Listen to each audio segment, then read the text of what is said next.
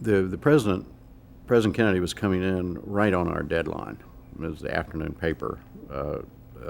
So the whole staff was involved in covering his visit.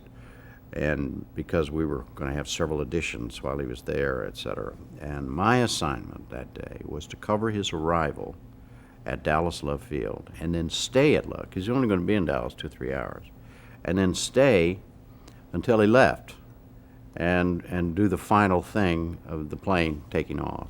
And which we were going to have our last edition our last edition would in fact be able to cover his departure. So that's what I was at the airport. I went out there early that morning, was there when he arrived. I'll tell you a story about part of that in a moment if you would like. And then I went inside the airport to get something to eat. And then a waitress came over and said, "Oh my God, somebody shot Kennedy." And I went to a phone. I ran to a phone. This was long before there were cell phones, obviously, and all that business. And I ran and somehow got through. I'm amazed when I think about it now. I got through to the city desk and talked to Ken Smart, who was then the assistant city editor. And I said, "My God, Ken." He said, "Yeah, well, it's true." And he said, "Here's what I want you to do. I want you to go to Parkland, go by Parkland. That's where they've taken Connally and Kennedy. And at that time, they also thought a Secret Service agent had been shot. My recollection is. Anyhow, and he said, then go to the police station.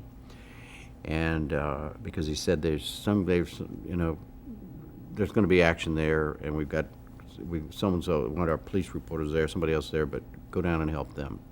So I did. I went by Parkland, couldn't even get close to Parkland, and then I had the radio on, and so I went on to the police station, and I spent the next 24 hours at the police station. And then I was assigned to cover the assassination story, and I spent probably the next 6 months doing mostly nothing but that. I ran down every, we were, like everybody else, we were inundated with little morsels from people. Said, well, the conspiracy people. And I ran down every one of those. That was my job. And I was technically the federal reporter at the time, so grew naturally out of that because of the FBI and the Warren Commission, and I covered all that stuff. And well, let me go back a second. You said you had a story about. Yeah. It had been raining that morning on November 22nd, and I had an open phone line in front of a wire fence where the public was going to be, and then I and some other 2-3 other journalists had been given permission to be on the other side of the fence. In other words, on the airplane side of the fence where Air Force One was going to come in. And I had an open phone line, so I could talk to Rewrite, and somehow they had arranged this. And I was on the phone. They said the plane had taken off from Fort Worth. And the rewrite man, a guy named Stan Weinberg, said to me, "Jim, is the bubble top on the car that the president's going to be riding in?" And I said, "I don't know, I can't see." I said, "Why the hell do you need to know that?" And he said, "Well, I'm going to be writing the story under deadline, the afternoon paper rewrite desk is where they write everything, as it's coming." He said, I'm going to be writing a story under pressure here pretty soon, and it'll just if I know whether the bubble top's on or not, it'll just help me. Everything I know ahead of time, it'll be less to fool with later on.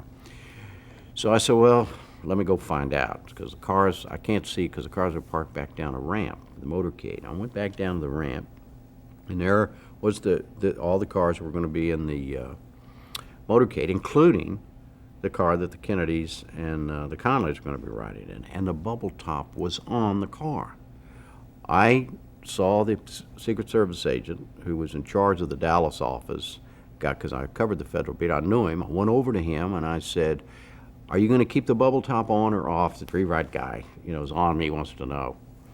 And he said, well, he looked up to the sky. I'll never forget this. He looked up at the sky and he said, well, this rain has stopped. And he hollered at another agent who had a two-way radio, and he said, "Is it raining downtown?" And the guy come back and says, "No, it's clear." So he then says, "Take off the bubble top." Amazing.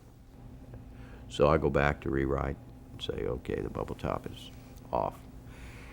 That night, around midnight or so, this is now 12 hours after Kennedy has been shot, I'm still at the police station. There was a little meeting back in the back in the police chief's office. The police chief was named Jesse Curry. And we knew there were some suits in there. In other words, we knew Jesse Curry was in there, FBI people, whatever. And so several of us just went back and kind of staked out the office. It was mad. It was a madhouse. There were reporters could go everywhere, and it was screaming and hollering, and there was noise. The FBI agents were talking to this and it was a real madhouse. Anyhow, I was back there, and the door finally opened, and out came Jesse Curry and other people, including that Secret Service agent.